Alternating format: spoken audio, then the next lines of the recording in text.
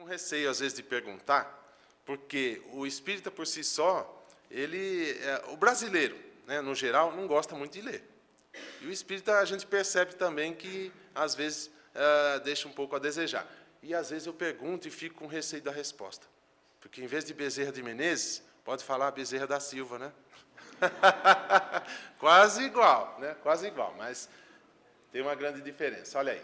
Então, hoje, nós vamos falar um pouquinho sobre essa figura aí, Adolfo Bezerra de Menezes. Bem, ele nasceu lá no Ceará. Olha aí, no Ceará, no dia 29 de agosto de 1831, no século XIX, e desencarnou na cidade do Rio de Janeiro, no dia 11 de abril de 1900.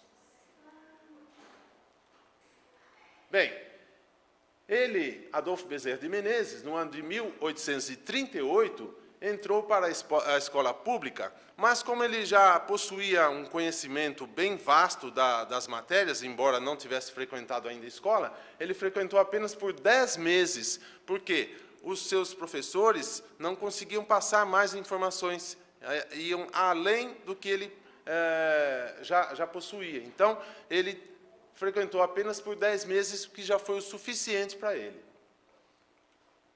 Bem, aos 13 anos de idade, ele conhecia tão bem o latim, aliás, para quem não sabe, o latim do latim que a língua portuguesa é oriunda, né? São 9 línguas neolatinas, dentre elas o português, o francês, o espanhol, o italiano, o rético, o sardo e assim o provençal, entre outros, né? A gente estudou um pouquinho, já não lembro de todas, mas são 9, tá? Então ele conhecia o latim tão bem que ele ministrava aulas para os seus colegas de classe quando os professores não podiam ministrar as aulas. Vejam que ele substituía os professores já aos 13 anos de idade, coisa que não é tão comum, não é?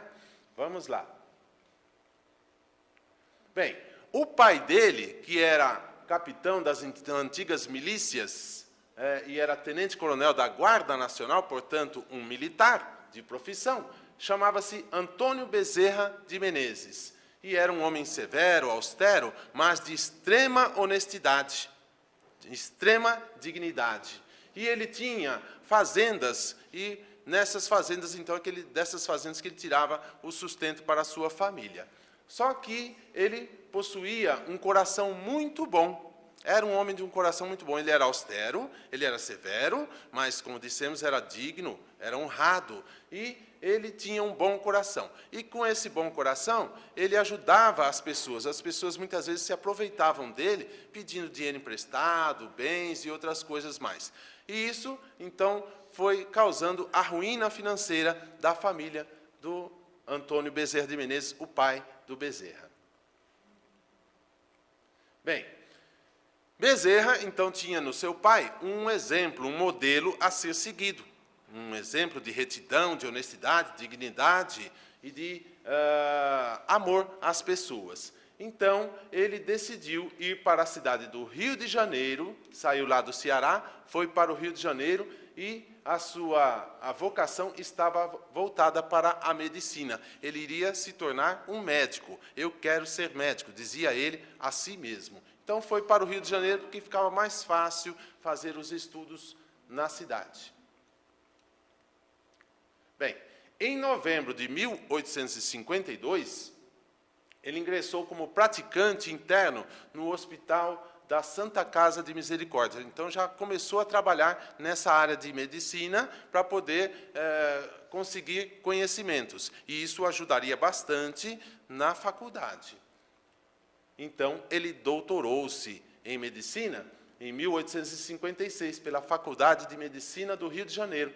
E a sua tese, a tese de defesa do seu curso, foi o diagnóstico do cancro. O cancro, uma doença venérea. Ele também foi eleito vereador, entrou para a política pelo Partido Liberal em 1861. E teve a sua eleição impugnada, por quê? Porque Radoc Lobo alegava que ele não podia assumir o cargo de vereador porque já era médico militar. Então, quem já tem uma função pública não pode ter outra, né? Principalmente os militares. O militar, ele não pode ter outra profissão que não seja essa, não pode trabalhar numa empresa e ser militar ao mesmo tempo. Então, o que aconteceu? Tendo a sua eleição impugnada, ele fez o seguinte, ele decidiu afastar-se do Exército. Então, eu me afasto do Exército e vou assumir, sim, a função de vereador. Em 1867, ele foi eleito deputado-geral, tendo ainda figurado numa lista tríplice, ou seja, de 3 nomes, para uma cadeira no Senado. Esse deputado-geral aqui, na época, equivalia a um deputado federal, para que a gente possa se contextualizar na atualidade. Bem, quando o político, ele levantou-se contra ele uma série de impropérios, de injustiças, de acusações falsas, tentando atrapalhar a sua carreira. Mas nós dissemos que ele era oriundo de uma família simples, mas uma família honesta, uma família digna, e não compactuava com as coisas erradas. Mesmo assim, tentaram fazer com que a sua carreira fosse por água abaixo. Entretanto, ele acabou abandonando provisoriamente a vida pública e foi viver para os pobres. A gente até grifa aqui para chamar a atenção. Ele foi dedicar a sua vida aos mais necessitados. Então, desviado dessa função pública, a política, ele resolve dedicar-se a empreendimentos empresariais, onde criou a Companhia de Estrada de Ferro Macaé a Campos, que era uma província do estado do Rio de Janeiro. Então, sempre atuando, seja na política ou na medicina, mas nunca ficava parado. Infelizmente, a gente vê muitas pessoas por aí, a gente anda de carro, quando vai fazer as palestras, a gente vê muitas pessoas que não utilizam muito bem o seu tempo, não é? A gente vê as pessoas dedicando o seu tempo, por exemplo, à questão da internet, que a gente estava conversando agora há pouco com a Valéria, a importância que tem a internet, a tecnologia que nós temos hoje, mas, infelizmente, as pessoas usam de uma forma inadequada, na maioria das vezes, não são todas, mas a maioria das vezes as pessoas usam de forma inadequada. Perdem seu tempo com as redes sociais, muitas notícias fúteis, fofocas, intrigas, coisas que não trazem nenhum valor para nós.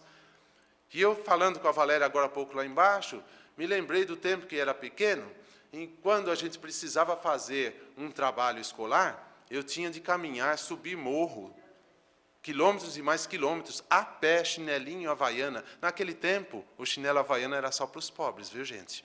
Hoje, você vai para Nova York, só dá havaiana. A havaiana está cara, não posso nem comprar mais. Mas, naquela época, eu usava havaiana. E, então, a gente ia de short, camisetinha, chinelo havaiana, até a biblioteca mais próxima, do bairro mais próximo. Lá, com um caderninho, brochura, não podia ser espiral. Caderno, brochura, lápis e borracha, nada de caneta. Lá, pegava os livros, fazia suas pesquisas e anotava tudo de próprio punho, chegando em casa, como não tinha máquina de escrever, não é? Então, a gente ia até a casa de um amigo para datilografar tudo isso aí e depois apresentar o trabalho na escola. Hoje, com a tecnologia, nós temos tanta facilidade, basta um clique no celular, um clique no notebook, um clique no desktop, no computador, para a gente ter tudo na mão. Infelizmente, as pessoas não usam muito bem essa ferramenta. Mas não era o caso de Bezerra. Ele sempre estava atuando em prol dos mais necessitados. Então, ele retornou à política e foi eleito novamente vereador em 1876, exercendo o seu mandato até 1880. E foi ainda o presidente da Câmara e deputado-geral pela província do Rio de Janeiro. Então, lembrando que deputado-geral é uma espécie de deputado federal, tá? No ano de 1880. Que mais? Então, ele começa a ter uma responsabilidade, uma notoriedade muito grande na política. Olha aí, o doutor Carlos Travassos, ele fez uma tradução das obras do codificador Allan Kardec, o professor Rivail. E então, ele lançou o Livro dos Espíritos, lançou assim, a tradução em português do Livro dos Espíritos. O que ele fez com isso aí? Ele levou um exemplar desse Livro dos Espíritos, traduzido, e apresentou ao então deputado Bezerra de Menezes com uma dedicatória. Até então, Bezerra de Menezes não conhecia a doutrina espírita, estava no meio político e não conhecia essa doutrina tão maravilhosa da qual nós compactuamos. No dia 16 de agosto de 1886, num auditório muito grande, com cerca de 2.000 pessoas, o Bezerra de Menezes acabou proclamando a sua conversão ao Espiritismo. Ele leu o Livro dos Espíritos e teve, então, a certeza de que seria esta a doutrina religiosa que ele iria seguir dali para frente. Isso aconteceu no dia 16 de agosto de 1886, num auditório com cerca de 2.000 pessoas. Então, para aquela época, é um grande número de pessoas. Bem, aqui nós temos algumas obras que foram escritas por Bezerra de Menezes, como, por exemplo, A Escravidão no Brasil, breves considerações sobre as secas do norte, porque sendo ele do Ceará, não é? E também a doutrina espírita e como filosofia teogônica, Lázaro, o leproso, o Evangelho do Futuro, entre outras.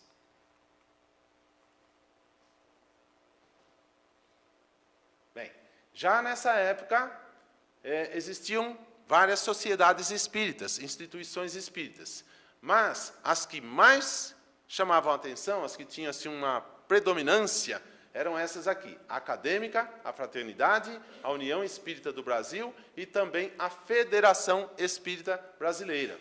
Só que, entre elas, havia discórdias. Por quê?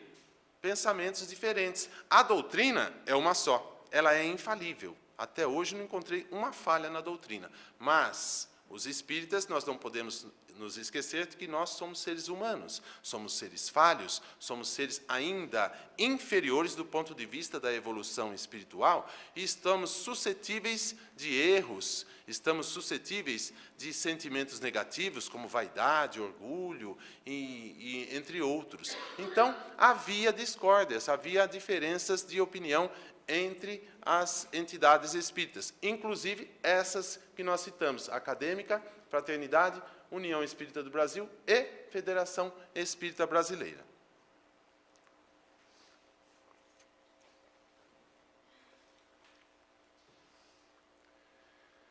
A cisão era profunda entre os chamados místicos e científicos, então havia uma separação aí entre místicos, ou eu sou místico ou sou científico. O que é isso? Os místicos estavam ligados ao aspecto religioso da doutrina, enquanto que os científicos estavam ligados ao lado científico e filosófico. Mas nós sabemos que a doutrina espírita ela está baseada em tríplice aspecto, que é justamente esse: o religioso, por meio da fé raciocinada; o científico, por meio da pesquisa; e o filosófico, por meio do questionamento. Então, não há de haver essa separação, essa cisão entre as três partes.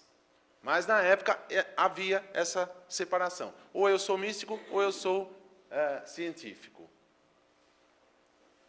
Em 1893, houve uma revolta armada, e essa revolta causou o fechamento de muitas entidades, inclusive as sociedades espíritas, por questão de segurança. E no Natal do mesmo ano, Bezerra também encerrou o ciclo de estudos filosóficos que ele fazia no jornal O País. Ele publicava nesse jornal e teve de parar também devido a essa revolta armada. Em 1894, o ambiente já estava um tanto melhor, e aí Bezerra de Menezes foi lembrado, olha a importância e a responsabilidade dessa pessoa. Ele foi lembrado como sendo o único capaz de unificar o movimento espírita. Olha o tamanho do Brasil. Eu não conheço o Brasil todo, mas só o estado de São Paulo eu já rodei quase todo. Brasil, alguma coisa também. E a gente vê a imensidão que é esse país. Muito grande. É um país de proporções continentais. E vejam que, na época, ele foi citado como a única pessoa que daria condições de que o movimento espírita se unificasse. Então, vejam a responsabilidade que colocaram em cima de Bezerra. Então, ele, infatigável, incansável, aos 63 anos de idade, muita gente nessa idade já pensa só em ir para a beira do rio pescar. Não é? Vamos pescar, já aposentei mesmo, não vou fazer mais nada. Mas ele não era assim, não. Ele pensava em continuar trabalhando. Aos 63 anos de idade, o que ele fez? Ele assumiu a presidência da Federação Espírita Brasileira, a FEB. Né? E ele ocupou esse cargo até a sua desencarnação. Então, ele não só aceitou essa incumbência, como fez um trabalho brilhante para a doutrina espírita aqui no Brasil. Iniciava-se o ano de 1900 e Bezerra de Menezes, então, foi acometido de um violento ataque de congestão cerebral e isso o deixou prostrado ao leito e ele não mais se levantaria. Bem, digno de registro também foi um caso sucedido com o Dr. Bezerra de Menezes, quando ele ainda era estudante de medicina. Olha que interessante essa história. Ele era uma pessoa pobre. Né? O seu pai havia perdido os bens lá no Ceará e ele veio para o Rio de Janeiro estudar medicina. Então, uma pessoa muito pobre, ele precisava pagar o aluguel do quartinho da casa onde morava, precisava pagar a faculdade, as despesas com a faculdade, e não tinha dinheiro. Ele precisava, para quitar as suas dívidas, desse valor aqui, ó, 50 mil réis. Era um valor considerável na época. Então, ele não tinha esse dinheiro. E ele pediu o auxílio de Deus. Ele estava desesperado. O que eu devo fazer? Pediu para que Deus o ajudasse.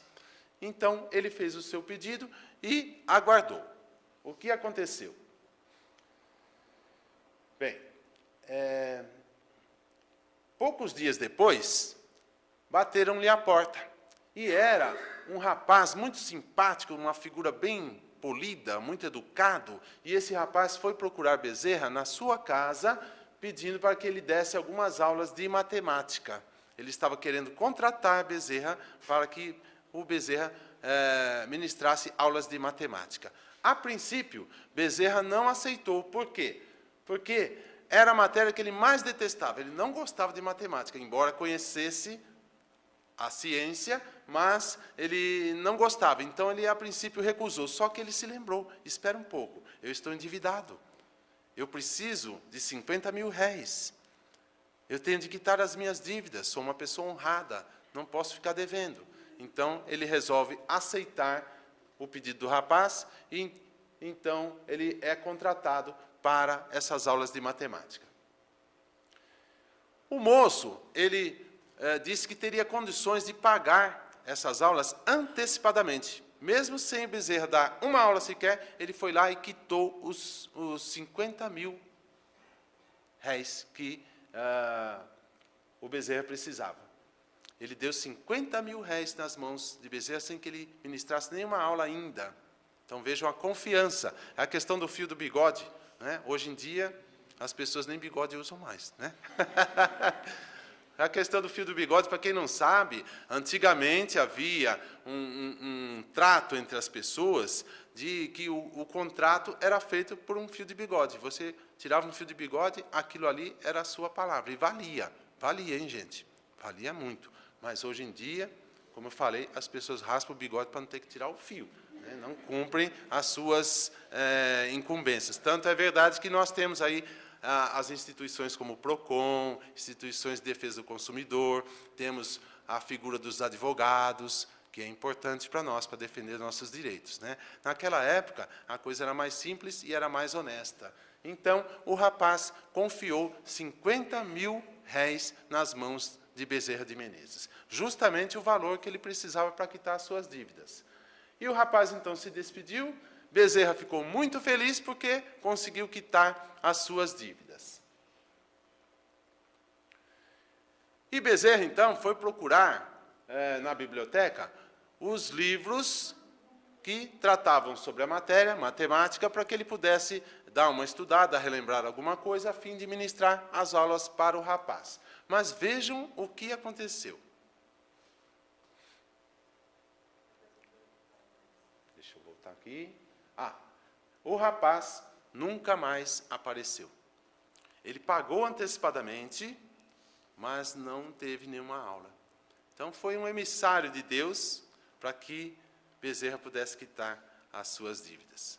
Ele pediu para que Deus ajudasse e Deus mandou um anjo com o dinheiro para que ele pudesse ajudar. É lógico que isso aí é uma história real, só que depende muito do quê? Do merecimento da pessoa, certo? Então, não vamos sair por aí passando cartão de crédito, gastando à toa. Agora tem o Black Friday, né? Começou o Black Friday já? Então, vamos lá na Casa Bahia, passar o cartão, vamos gastar tudo, depois só pedir para Deus, e alguém vai chegar nos pedindo alguma coisa e nos dar o dinheiro que a gente precisa. Será que é assim? Não. O propósito de Bezerra era quitar as suas dívidas, era uma pessoa honrada, uma pessoa honesta, uma pessoa digna, e Deus, então, toma isso como uma importância muito grande. Tá bom? Nós temos de tomar um cuidado muito grande com a questão do dinheiro.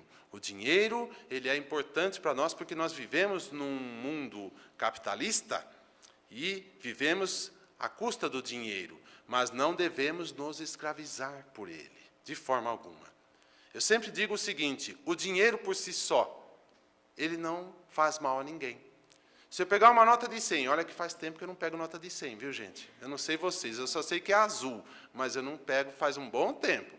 Mas se eu jogar uma nota de 100 aqui no meio do salão, essa nota por si só, a nota, o papel moeda, vai fazer mal a alguém? Não. Mal é o uso que se faz do dinheiro. E quem faz o uso? Nós, os seres humanos. Então, Deus leva muito em consideração isso aí. Não vamos sair por aí nos endividando e pensar que Deus vai mandar um anjo para nos ajudar e dar dinheiro para a gente, não. Não há chuva de dinheiro.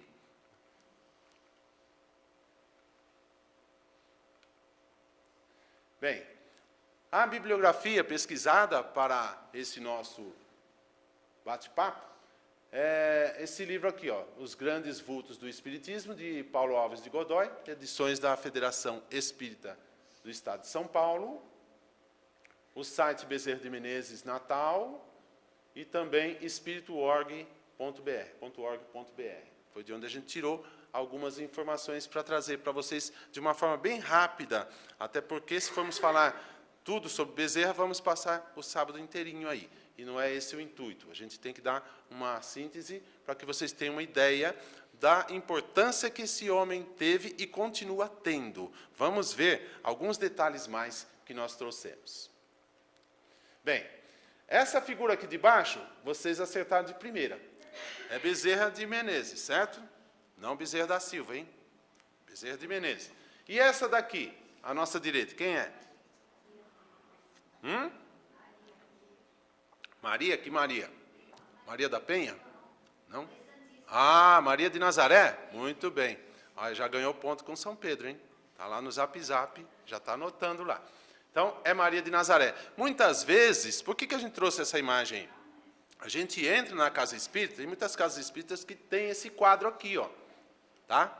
Eu não sei se aqui tem, não vi, mas a maioria das casas tem. E as pessoas entram, frequentam cursos, frequentam palestras e não sabem de quem se trata. Muita gente não sabe, por isso que a gente trouxe. Então, Maria de Nazaré e Bezerra de Menezes. Olha aí, está a resposta. Maria de Nazaré e Bezerra de Menezes. Bem, trouxemos aqui uma explicação sobre esse quadro. Esse quadro aí, ele foi passado mediunicamente pelo Chico Xavier. Isso eu não sabia. A gente foi pesquisando e nas pesquisas a gente descobre muita coisa também. O fato de fazer palestras, de estar aqui na frente, não me coloca numa posição melhor que vocês, de forma alguma. Estamos todos aqui num aprendizado, somos todos aprendizes do Evangelho. Eu até falei com a Valéria lá embaixo, durante uma palestra que eu fiz sobre o Evangelho no Lar, minha filha me fez uma pergunta que jamais havia passado pela minha cabeça, sobre o Evangelho no Lar. Há tanto tempo que eu frequento, desde o tempo que não tinha cabelo branco, não é? Mas ela me veio com essa dúvida e a gente foi pesquisar para poder aprender. Então, fomos pesquisar a origem desse quadro. E foi mais ou menos assim. Emmanuel passou para Chico Xavier um retrato falado de Maria, como ela se apresenta. E isso foi retratado pelo fotógrafo Vicente Ávila. Ele foi desenhando, enquanto o Chico ia falando, esse fotógrafo foi desenhando a figura de Maria. E não foi assim, de sopetão, vai falando e já vai fazendo. Houve pelo menos 20 encontros para que eles pudessem colocar toda essa figura aí. Vão fazendo retoques aqui e acolá, até chegar a essa figura que nós temos, tá bom? Essa é a forma como Maria de Nazaré se apresenta quando ela está dirigindo os trabalhos espirituais. Quando ela visita, por exemplo, aqui na região da crosta terrestre, a Legião dos Servos de Maria. E, para quem quiser mais detalhes sobre isso, basta ler. A gente falou sobre a questão da leitura, sobre a importância de ler. Vai lá no livro, ó, Memórias de um Suicida, de Ivone do Amaral Pereira. Lá vocês vão ter mais detalhes sobre essa passagem aí. A gente está trazendo mais assim, uma síntese para que vocês tenham conhecimento de como surgiu essa figura de Maria. Alguém imaginou e fez? Não, foi uma passagem feita pelo Espírito Emmanuel a Chico Xavier. Tá bom? Bem, Maria de Nazaré manda uma mensagem a Bezerra de Menezes. Essa passagem, quem não conhece, vai ficar emocionado, porque é muito bonita essa passagem na vida de Bezerra. Olha aí. No dia 11 de abril de 1950, lá no plano espiritual, aconteceu uma reunião para homenagear os 50 anos da desencarnação de Bezerra de Menezes. Olha que importância que esse homem teve, não só aqui para nós encarnados, como também lá no plano espiritual. O plano espiritual se reuniu para homenagear os 50 anos da sua desencarnação. Vejam a importância desse espírito amigo. E entre eles estava Chico Xavier. Chico Xavier foi um dos convidados. É claro que Chico estava encarnado, mas ele foi em espírito, foi deslocado para esse encontro. De repente, no meio da reunião, surge uma estrela luminescente e essa estrela acusa a sua presença. Era Celina, a enviada da Virgem Santíssima, enviada de Maria de Nazaré, que traz uma mensagem a Bezerra de Menezes, promovendo o doutor Bezerra a frequentar uma tarefa maior e numa esfera bem mais alta. Ou seja, Bezerra estava autorizado a deixar o plano terrestre, da crosta terrestre, ele já desencarnado, deixaria o plano terrestre para ir frequentar outros mundos mais evoluídos, por causa de todo o trabalho que ele fez em prol dos pobres, praticando a caridade, sendo uma pessoa digna e honesta, honrada. Então, ele foi convidado por Maria de Nazaré a ir para planos superiores. Quem que não quer isso? Todos nós queremos, todos nós buscamos. Mas o que aconteceu? Vejam lá.